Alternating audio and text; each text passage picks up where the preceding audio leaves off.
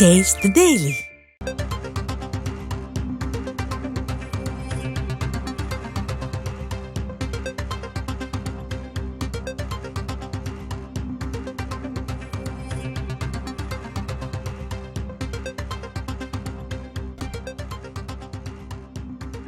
அண்மை செய்தி.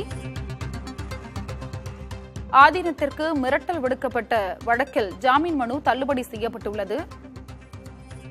விவரங்களை வழங்குவதற்காக செய்தியாளர் சுப்பையா இணைப்பில் இருக்கிறார். சுப்பையா, ஆதீனத்திற்கு மிரட்டல் விடுக்கப்பட்ட வழக்கில் தற்பொழுது ஜாமீன் மனு தள்ளுபடி செய்யப்பட்டுள்ளது. அதற்கான காரணம் என்ன? அவர்கள் அந்த வழக்கை பொறுத்து பார்த்தீங்கன்னா, பாஜக மாவட்ட தலைவர் அகோரம் ஜாமீன் கேட்டு 2வது முறையாக மனு தாக்கல் செய்திருந்தார். அதாவது மயிலாடுதுறை தர்மபுரம் ஆதீனத்தின் 27வது தலைமை மடாதிபதிக்கு கொலை மிரட்டல் விடுத்ததாக ஏற்கனவே ஒரு 6-7 பேர் மீது வழக்கு பதிவு செய்யப்பட்டிருந்தது. இந்த வழக்கில் சில தலைமறைவாக இருக்கின்றனர். ஏற்கனவே அகோரம் தாக்கல் செய்த ஜாமீன் மனு கடந்த முறை தள்ளுபடி செய்யப்பட்ட நிலையில் இன்று மீண்டும் மனு தாக்கல் செய்திருந்தார். அந்த மனு விசாரணைக்கு எடுத்துக் கொள்ளப்பட்டது.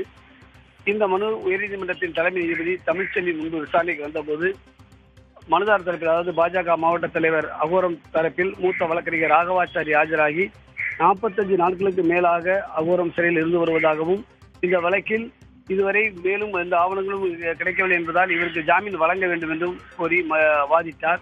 ஆனால் காவல்துறை தரப்பில் இன்னும் சில முக்கியமான நபர்கள் இந்த வழக்கில் தலைமறைவாக உள்ளதாகவும், அவர்களை கைது செய்யும் வரை இவருக்கு ஜாமீன் வழங்கக்கூடாது என எதிர்ப்பு தெரிவித்து காவல்துறை தரப்பில் வாதிடப்பட்டது.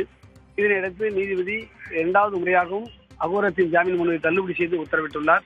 இதன் மூலம் தற்போது சிறையில் வரும் அகோரம் ஜாமீன் வெளியேற முடியாத நிலை ஏற்பட்டுள்ளது. ஆதீனத்திற்கு மிரட்டல் விடுக்கப்பட்ட வழக்கில் பாஜக நிர்வாகியின் ஜாமீன் மனு தள்ளுபடி செய்யப்பட்டுள்ளது. உங்களுடைய விவரங்களுக்கும் நன்றி சுப்பையா.